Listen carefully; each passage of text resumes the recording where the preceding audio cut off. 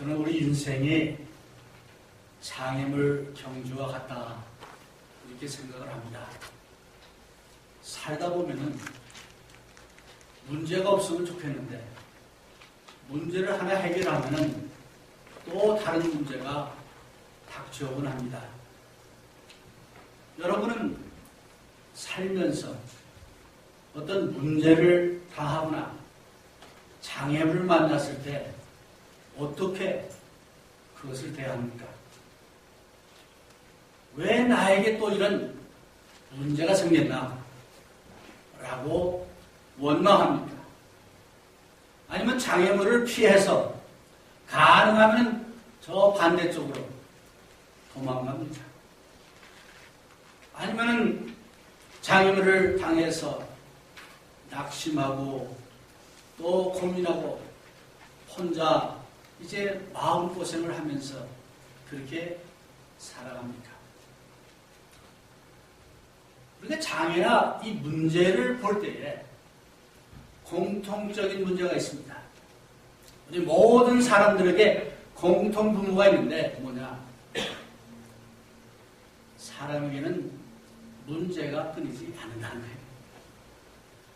저 사람은 아무 문제가 없겠다 생각하는 사람도 우리가 생각하지 못하는 문제나 장애가 있습니다.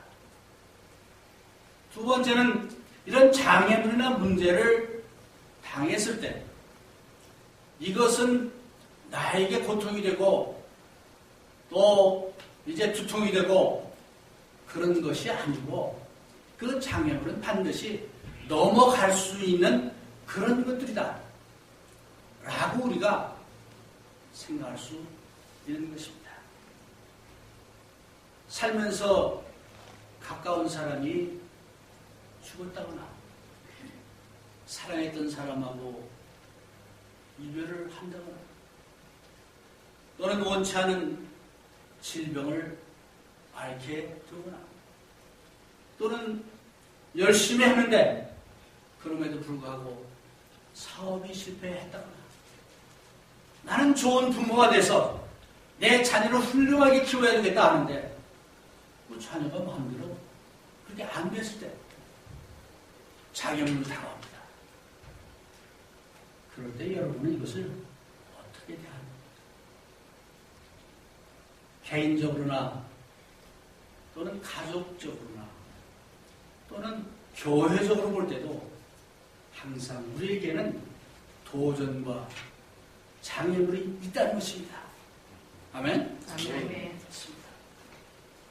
느헤미야와 그 당시 이스라엘 백성들에게도 장애물이 있었어요. 느헤미야가 정말 하나님께 기도하고 또 이제 각오를 단단히 하고 하나님의 어떤 그 참 축복을 받고 예루살렘에 왔습니다. 사람들에게 격려하고 이제 독려해서 이제 예루살렘 성벽을 건설 시작했습니다. 그랬더니 느헤미야 4장에 보니까 이 장애물이 나타난 거예요. 방해꾼들이 나온 겁니다. 여러분들이 아까 읽으신 4장 1절에서 3절 보면은 산발랏이 우리가 성을 건축한다 함을 듣고 산발랏은 유대 나라 저 위쪽에 있는 사마리아 지방에 사는 사람입니다. 그 지도자예요. 이 사람이 느헤미야가 오더니 막 으쌰으쌰 해가지고 이스라엘 사람들이 성벽을 건설하고 다시 뭐 하고 있거든. 그러니까 크게 분노하면서 비웃어하되 이제 특히 하나님의 일을 할 때 사탄은 여러 가지 모양으로 우리를 흔들어댑니다. 그 첫 번째 방법이 비웃는 거예요. 여러분 비웃음 나가면 기분 좋습니까? 기분이 팍 상해버려요. 다른 것보다도 다른 사람이 나를 비웃으면요 그 말 한마디 안 해도 표정 하나 가지고 비웃는 거 있죠. 싹 지나가면서 하는 그 표정 때문에 용기를 잃어버리고 또 힘을 잃어버리는 경우가 많습니다. 이 산발랏이 느헤미야와 이스라엘 사람들을 크게 분노하면서 비웃었다. 그랬어요. 믿음이 좋은 사람들도, 인품이 좋은 사람들도 비웃음 당할 때 나도 모르게 낙심하고 또 실망할 때가 많습니다. 구약 성경에 보면요, 엘리사 하면 얼마나 대단한 사람이에요. 기적도 많이 행했고 많은 사람들이 엘리사를 막 이렇게 했던 사람들.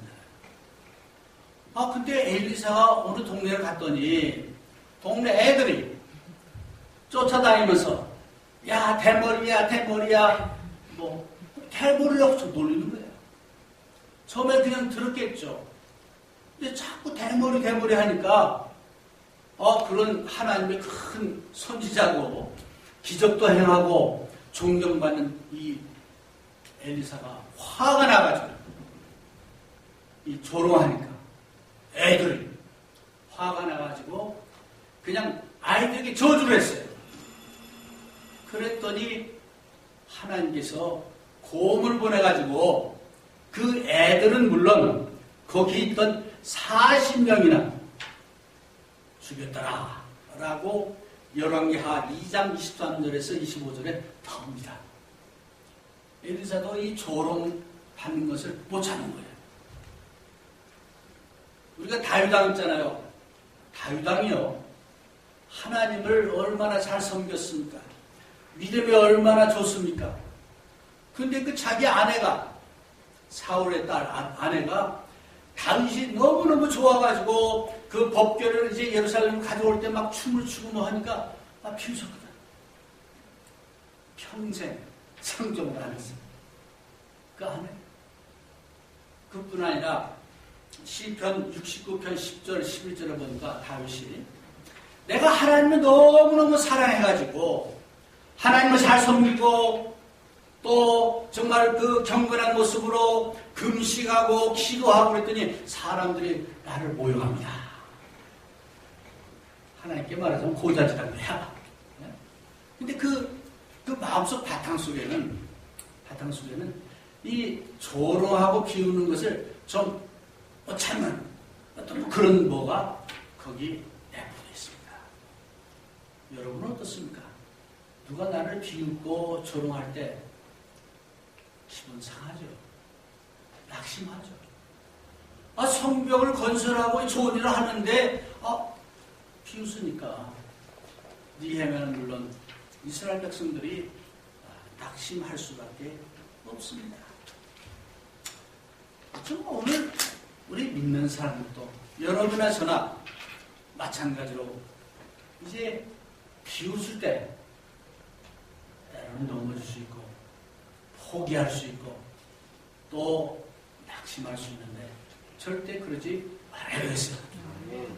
여기 산발랏이 비웃는 그 내용을 좀 살펴보면 한 4가지를 얘기했는데 산발랏이 아이고 저 불쌍한 저 힘없는 유대인들이 도대체 뭘 한다는 거야 라고 하면서 하는 얘기가 저 잿더미 지금 예루살렘이 다 망해가지고 성벽이 허물어지고 문짝은 불탔고 뭐 이런 상황이잖아요. 그 잿더미에서 어떻게 그걸 다시 세운다. 아이고 모르는 얘기예요. 그런 말 들으면 나도 모르게 굳은 결심이 무너지죠. 우리 부모님들 자녀들이 뭔가 한번 잘해보겠다고 결심하고 할 때 절대 이런 말 하지 마세요. 격려해야지. 야, 해봤자 너 뻔해. 작심삼일. 이런 소리 할 필요 없어요. 바로 그 심리를 노려가지고 이 산발랏이 니헤미야 유대인들 갖다가 이렇게 비웃었어요. 그 다음에 저들이 재물을 바칠 수 있을까? 이게 무슨 얘기예요? 이제 예루살렘 성벽을 잘 이제 건축하고 성문도 달고 그래서 예루살렘 성전에서 다시 하나님께 예배를 드릴 수 있을까? 그런 얘기인데 그렇게까지 되겠냐? 말도 안 되는 소리를 좀 하고 있다. 그런 얘기예요. 네. 그래서 이제 그네들의 그 되지도 않는 그런 일을 한다 하는 그런 내용의 말을 합니다. 우리가 새해가 되면은 결심 많이 하죠. 네, 많이 합니다. 그런데 옆에서 하이휴, 당신 해봐야 뻔해. 뭐 너 해봐야 뻔해. 그런 얘기 하죠. 절대 하지 마세요. 비웃는 얘기예요. 그래서 이 산발랏이 유대인들 향해서 느헤미야를 향해서 이렇게 비웃는 얘기를 하는 겁니다. 또 그 다음에 뭐예요? 하룻말에서 알 수 있을까? 그 말은 반대적으로 그 엄청난 공사하려면은 이게 하루 이틀에 되는 것도 아닌데 시작은 잘 하겠지. 그러나 끝낼 수 있을까? 그런 얘기예요. 어때요? 여러분들 뭐 하다 보면은 시작할 때는 정말 야 하고 막 하는데 끝내지 못하는 일 얼마나 많아요. 그런 거를 노린 겁니다. 우리가 믿음 생활을 하는 것도 나는 정말 하나님을 잘 섬기고 이제 믿음 생활을 잘하고 영적으로 잘 하려고 하는데 살다 보면 이런 장애물이 오고 나를 비웃고 조롱하는 사람들이 있을 때 나도 그 말을 들으면 그래 하긴 그 말이 맞아. 그럴 때 있잖아요.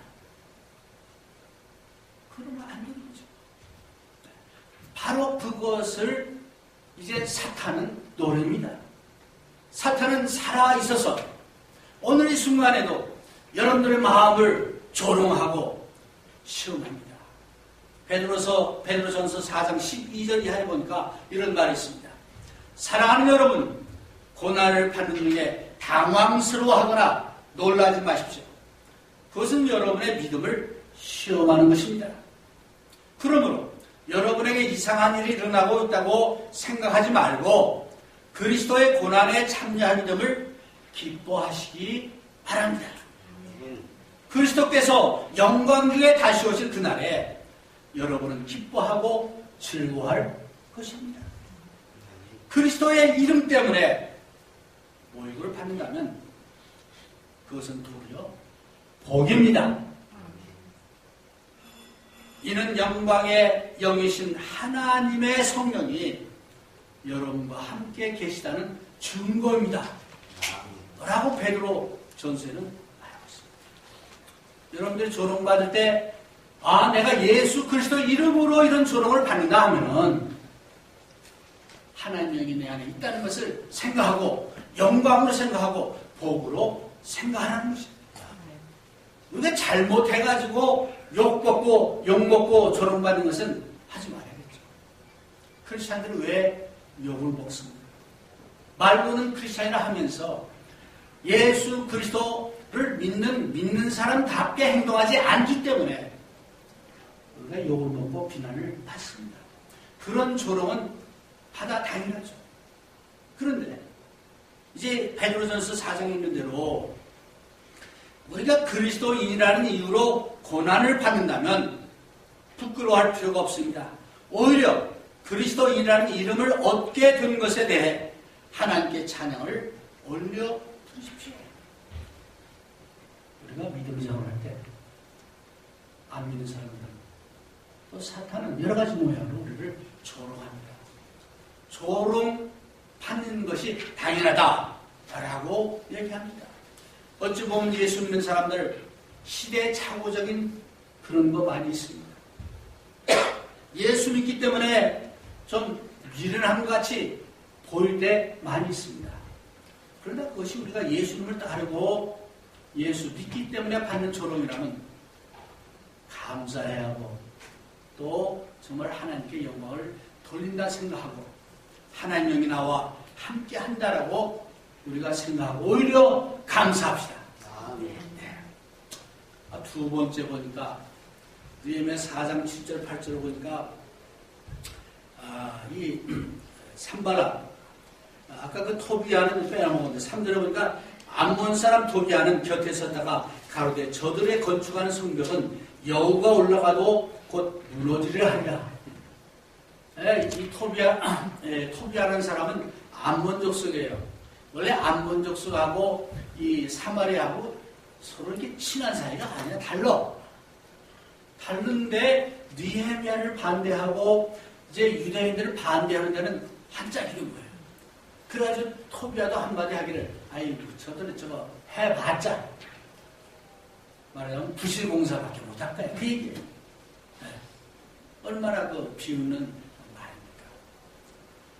그래서 이런 그 조롱과 비웃음 받을 때, 우리가 어떻게 대할 것인가, 마음을 미리 정해야 되겠어요. 두 번째로, 7절, 8절을 보니까, 산발랏과 도비아와 아라비아 사람들과 암몬 사람들과 아스도 사람들이 예루살렘 성이 중수되어 그 퇴락한 것이 수보되어 간다음을 듣고 심히 분하여 다 함께 꾀하기를 예루살렘으로 가서 쳐서 요란하게 하자 하기로. 이 사탄이요, 우리를 공격하는 두 번째 무기는 뭐냐? 위협입니다. 두려움입니다. 내가 정말 이렇게 했을 때 하나님이 이렇게 하라고 명령하셔서 하나님 명령대로 순종했는데 그렇게 하다가 아유, 우리 사업 다 말아먹고 그대로 하나님 말씀대로 하다 보면 내 인간관계 다 망쳐버리고 어쩌면 내 인생이 아주 무너져 버릴 수도 있지 않겠냐. 그런 마음이 들게 하는 거예요. 두려운 마음을 주는 겁니다.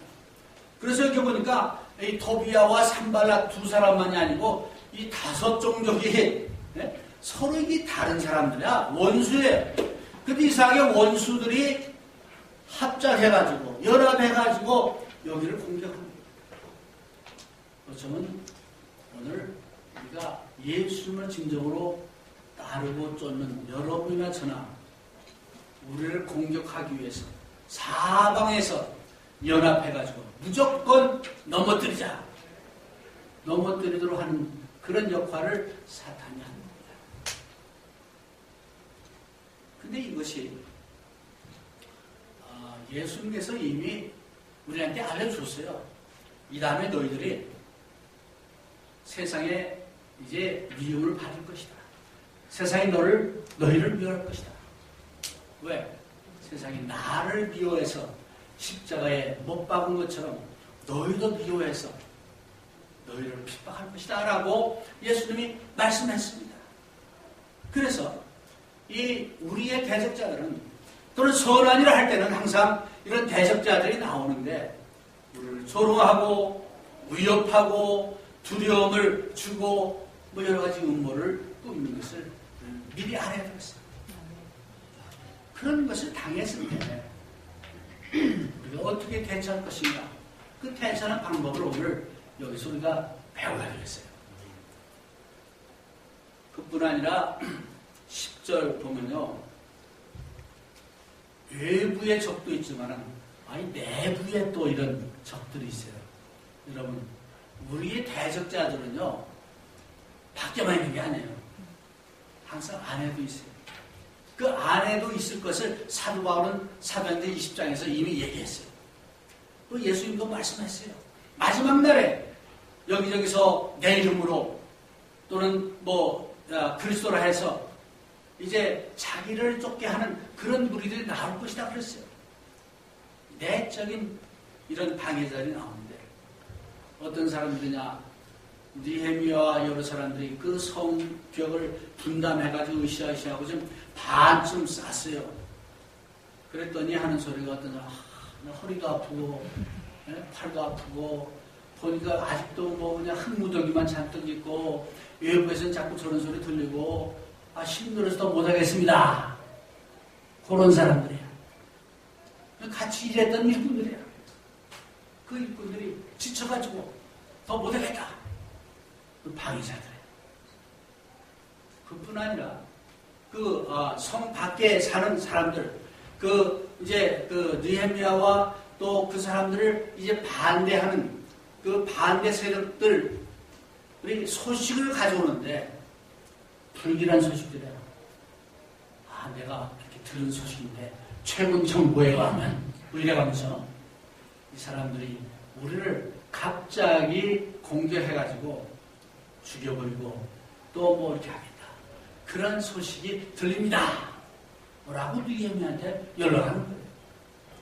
한 번도 아니고 두 번도 아니고 10번씩이나 내 내적인 방해자입니다. 우리 같이 일하는 일꾼들 중에서 같이 일하는 그 성도들 가운데서 그런 사람이 있어요. 아유, 우리 교회에서 뭐 한다고?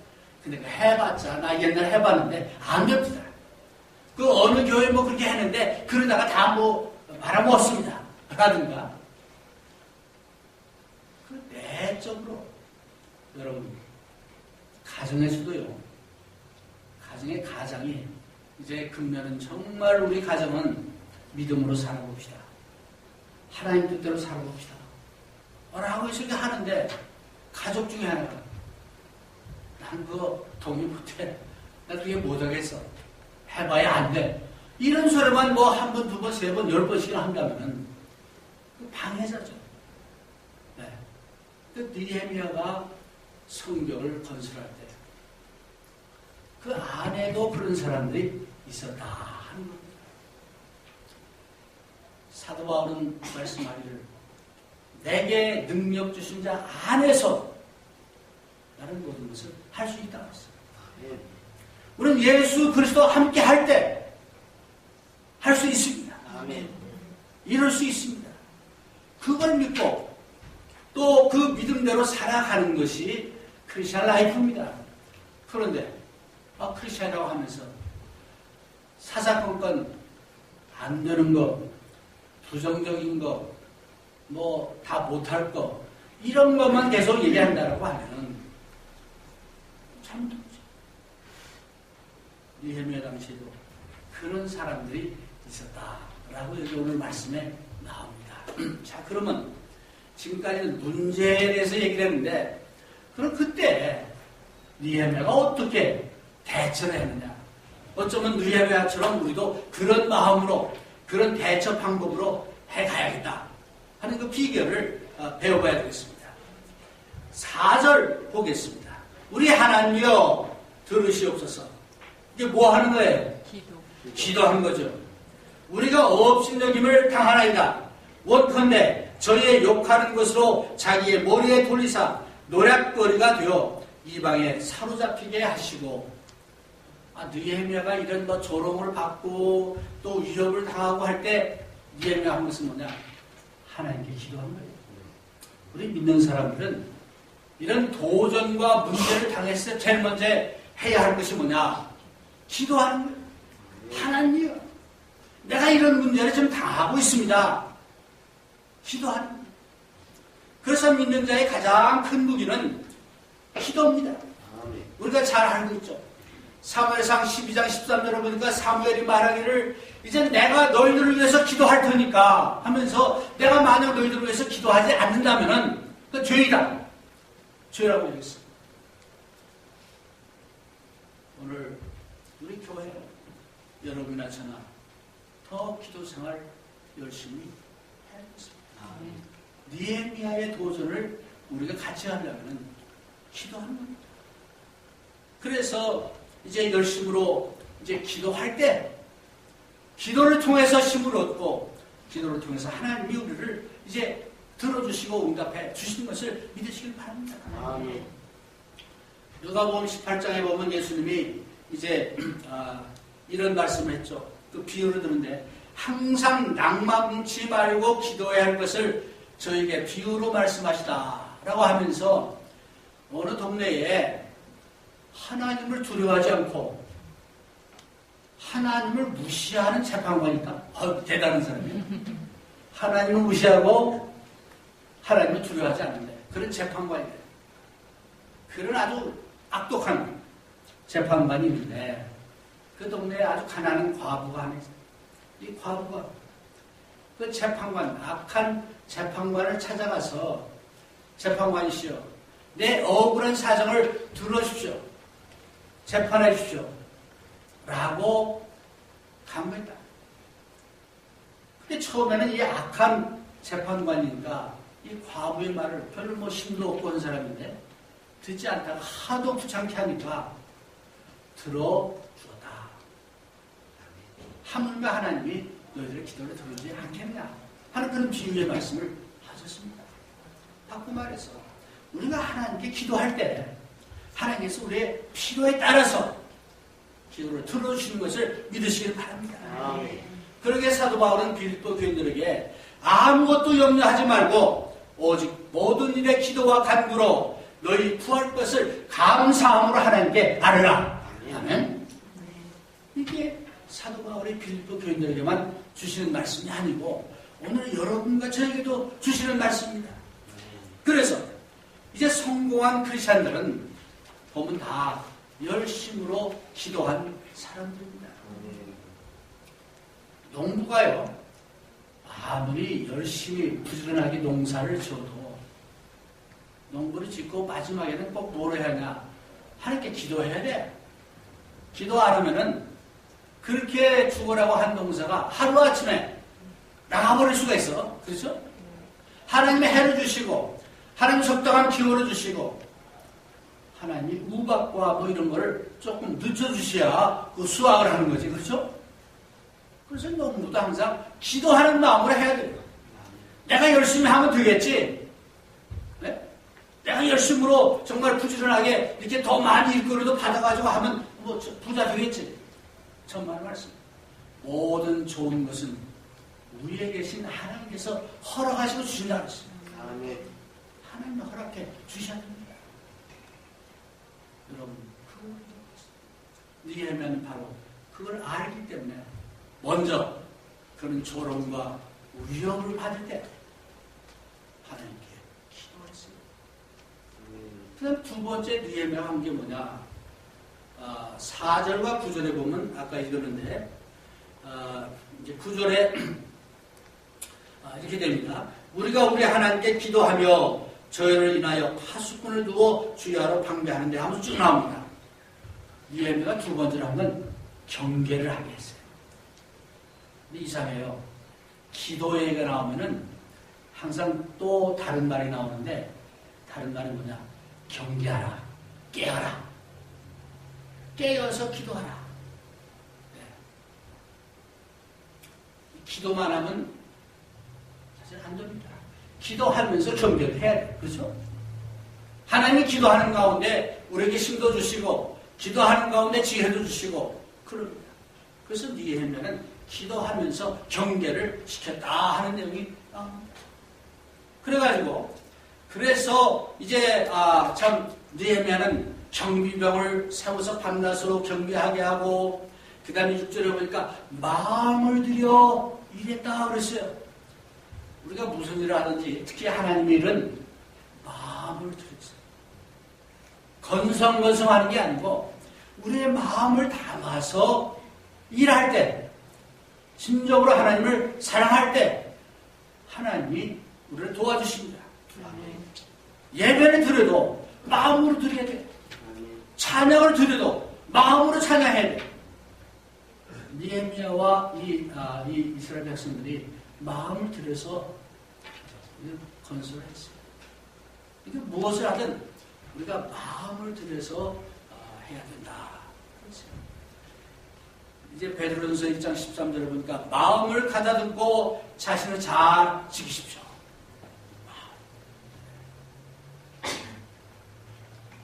너는 내 손이 발견하는 것이 무엇이든 힘을 다해 일어라.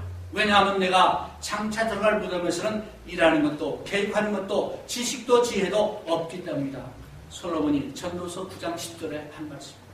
이것도 내가 현재 하고 있는 일을 마음을 다해서 하라는 거예요. 니에미야가 이제 예루살렘에 가기 위해서 기도하고 할 때 그런 마음을 다해서 기도하고 또 그래서 하나님이 이루어져서 예루살렘에 갔습니다. 백성들을 독촉해가지고 성벽을 건설할 때 그는 마음을 다해서 했고 또 그를 따르던 그 무리들도 마음을 다해서 같이 했던 겁니다. 그래서 이런 어려움이 있을 때 우리는 경계하고 기도하고 마음을 다해서 더 열심히 해야겠다 하는 그 교훈을 볼 수 있습니다. 다음으로 일을 진행하는 과정 속에서 여러분이나 저나 항상 실망거리가 있습니다. 낙심거리가 있습니다. 낙심되고 실망될 때 어떻게 해야 되느냐? 격려해야 되겠어요. 그게 바로 느헤미야가 한 일입니다. 14절에 보니까 내가 돌아온 후에 일어나서 귀인들과 민장과 남은 백성에게 고하기를, 이 말은 모든 사람들이에요. 하나도 안 빼놓고 고하기를, 너희는 저희를 두려워 말고 지극히 크시고 두려우신 주를 기억하고 너희 형제와 자녀와 아내와 집을 위하여 싸우라 하였느니라. 느헤미야가 경계도 시켰지만은 이런 격려의 말을 하는데 네 가지를 얘기했죠. 처음에는 이제 두려워하지 마라. 그 산발라 토비아 기타 그들의 연합군 두려워 마라. 근데 이상해요. 한번 두려움이 들면요, 나도 모르게 점점 힘이 떨어져. 저는 그걸 제일 느껴본 게 뭐냐면은 수영하면서, 제가 어렸을 때 중학교 때인데 당일 발전소 앞에 가서 수영을 했어요. 그때가 홍수가 좀 지난 뒤인데 거기 당일 발전소 건너편에 보면 섬이 하나 있어요. 그래서 거기서 거기까지 이제 수영들을 하고 뭐 왔다 갔다 해요. 그때까지 수영을 좀 뭐 했어요, 나름대로. 근데 우리 친구들이 보드를 타고 가운데 좀 지나서, 야, 이리 와. 그래가지고 이제 그 배가 있으니까 따라갔는데 한참 따라가는 이놈들이 도망갔어요. 장난으로. 그때 겁이 덜컥 드니까, 진짜 겁이 덜컥 나네. 그 앞만 봐도 없고, 뭘 가버렸고. 그러니까 할 수 없이 끝까지 가지 못하고 다시 돌아서 오는데, 막 기운이 팍 빠지고, 숨은 뭐 급하고, 이제 물도 한 모금, 두 모금 먹고, 그러다가 그냥 어떻게 해가지고, 나중엔, 더 이상 못하겠다 하고 포기를 했어요. 포기라고 섰는데 발이 땅에 간 거예요. 지금도 너무나 선명해요. 두려워하니까 그렇게 되더라고요.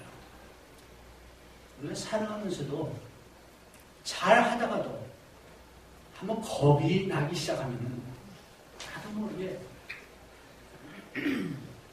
우리 믿는 사람들은 정말 겁이 날 때, 믿는 사람들은 군병 같으니 앞에 가신 주님을 바라보고 나와 함께 하시는 그 하나님을 믿는 믿음으로 다시 힘을 내야 되겠어요.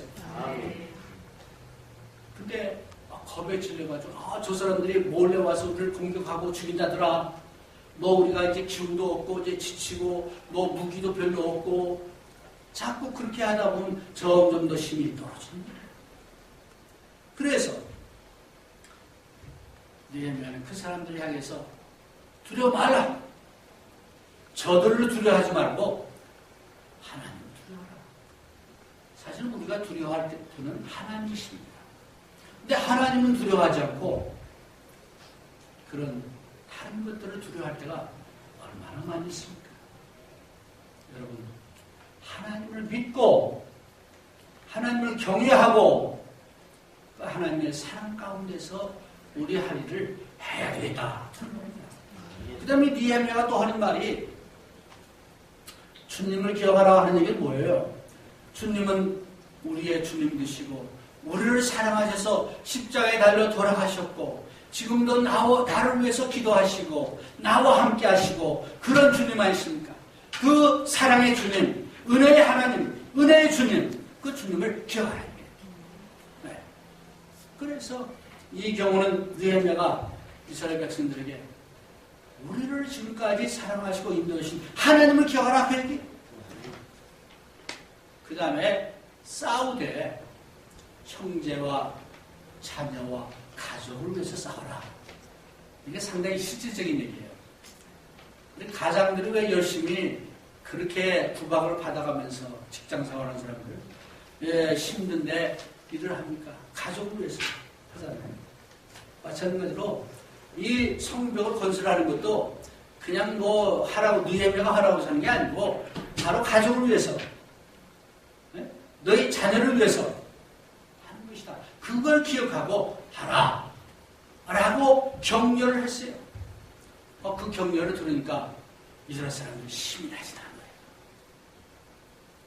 여러분, 특별히 교회에는 이렇게 격려하는 사람들이 많아야 되겠어요. 지도자만 격려하는 것이 아니고 우리 성도들 가운데도 가능하면 서로 격려하고 칭찬하고 이끌어주고 밀어주고 하는 이런 그 분위기가 살아있는 교회가 살아있는 게. 네. 그래서 느헤미야는 이렇게 격려하고 또 그네들을 다시 독려해서 이네들이 참 다시 이 일을 진행을 했던 것입니다. 그 욥기서에 보면은 오늘 좀 길게 해도 되죠. 오늘 뭐 애참 있다 그러니까 조금 길게 할게요. 욥기서에 보면은 욥이 말해요. 가족도 잃어버리고 병이 나고 뭐 너무나 힘든 가운데 있는데 그 세 친구가 찾아왔어요. 그러니 친구들이 그냥 욥을 공격해댑니다. 네가 뭐 잘났다고 하고 뭐 의인이라고 하고 하지만 네가 죄를 졌고 잘못했기 때문에 그렇게 된 게 아니냐 하면서 공격을 해대니까 욥이 하는 말이 16장 4절 5절 보니까 욥기서 나라면 친구가 힘들어할 때 격려하고 안심시키는 말을 할 걸세 라고 얘기했어요. 여러분, 우리가 때로는 정말 힘들고 어려울 때 있습니다. 그때는 원리 원칙도 중요하지만은 먼저 그것을 격려해야 돼요. 위로해야 돼요. 그렇죠? 또 나는 이제 더 이상 못하겠어 힘들어 라고 할 때 느헤미야처럼 용기를 주는 그런 격려를 해야겠어요. 느헤미야가 바로 이 일을 했던 겁니다. 그러면서 15절에서 13절에 보니까 느헤미야는 낙심하고 좌절한 게 아니고 오케이 지금부터 우리 일합시다. 네? 해가지고 한 손에는 연장을 들고 한 손에는 무기를 들고 밤낮으로 교대로 이제 지키고 일하고 담을 싸는 사람도 무기를 들고 뭐 이렇게 한 거예요. 그래서 그 성벽을 완성했다 하는 것을 우리가 오늘 이 느헤미야 4장을 통해서 배울 수가 있습니다. 그런데 한 가지 기억할 게 있어요. 우리가 싸움을 할 때요 혼자 하는 것보다는 같이 하는 게 쉽습니다. 우리 속담에 백지장도 맞들면 낫다 하는 말이 있어요. 같이 해야 돼요. 특히 교회라는 거냐? 교회 일이라는 것은 혼자 하는 게 아니에요. 모든 지체가 힘을 합해서 같이 이렇게 세우는 것이 교회입니다. 어떤 두 소년이 있었어요. 이 소년이 2인승 자전거를 타고 이제 둘이 자전거 한 대 타고 이렇게 언덕을 올라가는데 언덕이 너무 높아. 그냥 가파른 거예요. 그래가지고 그냥 막 둘이 그냥 땀을 뻘뻘 흘리면서 꼭대기까지 올라갔습니다. 얼마나 힘들고 기분이 좋겠어요. 하면서 땀을 이제 닦으면서 또 뒤에 탔던 한 소년이 하는 말이 정말 너무 힘들지. 앞에 탄 친구들. 그래. 정말 이거 열심히 안 하면은, 정말 이 앞으로 위로 못 올라갈 텐데, 내가 죽으라고 열심히 했더니, 내가 열심히 하지 않았으면은, 안 했으면은, 아마 자전거가 뒤로 굴러갔을 텐데, 내가 했더니 여기까지 왔어. 저 혼자 한 것처럼. 이런 겁니다. 자전거가 그 꼭대기까지 간 것은 둘이서 힘을 합해서 한 거예요. 혼자 한 게 아니에요. 교회도 마찬가지입니다. 눈에 보이는 일도 있고 보이지 않는 일도 있습니다. 우리 모든 성도들이 정말 이 느헤미야 4장에 나와 있는 것처럼 이렇게 할 때, 힘을 합해서 할 때, 함께 세울 때, 함께 싸울 때 분명히 하나님이 우리에게 승리를 주실 것을 믿으시길 바랍니다.